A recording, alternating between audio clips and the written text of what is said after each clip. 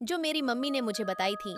बचपन में मेरी माँ जॉइंट फैमिली के साथ अहमदनगर जिले में वडनेर नाम के एक छोटे से गांव में रहती थी। उनका परिवार काफी बड़ा था, इसीलिए बद्दे बूढ़े और जानकर लोगों की कमी नहीं थी। उस वक्त गांव में पानी के नल नहीं थे, इसीलिए सभी औरतें कपड़े धोने के लिए कुएं पर जाती थी। सुबह ज्यादा काम होने की वजह से मेरी दादी कपड़े धोने के लिए शाम 6 बजे कुएं पर अकेली ही गई थी। आने में उन्हें काफी देर हो गई थी। लगभग 7:30 बजे का समय हो रहा था। जब वह लौटी तब पूरा परिवार आश्चर्यचकित हो गया, क्योंकि दादी गई थी ठीक ठाक, पर जब लौटी तब वह 9 महीने की गर्भवती थी और आते ही खाने के लिए काजू बादाम पिस्ता दूध घी मांगने लगी। मेरी परदादी एक जानकर और धीरज वाली स्त्री थी। उन्होंने मेरी माँ को हनुमान मंदिर वाले पंडित जी को बुलाने भेजा था, और जब तक पंडित आते तब तक घर वालों ने दादी माँ को खाने की वह सब चीजें दी जो उसने मांगी थीं। बाद में जब पंडित जी आए तब उनमें और मेरी परदादी में कुछ बातचीत हुई। पंडित जी जाने के बाद परदादी ने घर में जितना काजू बादाम और पिस्ता था वो सब एक सूत की थैली में भर लिए, साथ में एक मटका भरकर दूध।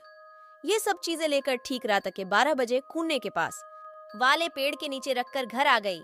और जब वह घर पहुंची तब तक दादी माँ का पेट खाली हो चुका था।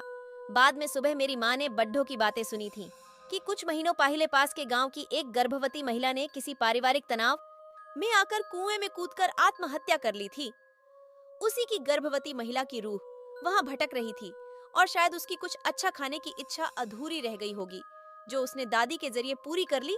उसी वक्त शशिकांत ने एक और दर्द भरी चीख सुनी जिससे उसका कलेजा कांप उठा।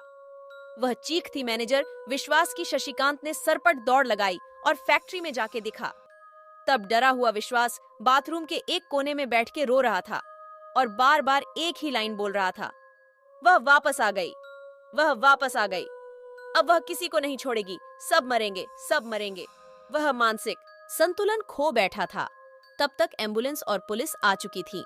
शशिकांत ने पुलिस आने के बाद उनको अपना बयान दिया और घर के लिए रवाना हो गया। पर जाते वक्त उसे एक बात महसूस हो रही थी कि वह अकेला नहीं है, कोई तो उसके साथ चल रहा है। वो जब कार के पास पहुंचा तब कार का एक दरवाजा खुला था। उसे अचानक आसपास कुछ हलचल सी महसूस हुई। तभी उसे खिड़की से अंदर आने वाली चांद की खूबसूरत रोशनी, एक जनी पहचनी हसीन लड़की की परछाई नजर आई। शशिकांत को पता नहीं, पर उस परछाई से डर नहीं लग रहा था। वह लड़की बोली, कैसे हो शशि? शशिकांत हकलाते हुए बोला कि कौन हो तुम और मेरा पीछा क्यों कर रही हो? मैंने तुम्हारा क्या बिगाड़ा है? पर कुछ ही पालों में वह साया बाहर से ऊपर आने वाले छत के दरवाजे में खड्डा था। विवक उसके आर पार देख सकता था। वह साया धीरे धीरे विवक की तरफ बढ़ रहता। विवक ने जरा सभी समय न गवाते हुए हनुमान जी का जाप करना शुरू कर दिया।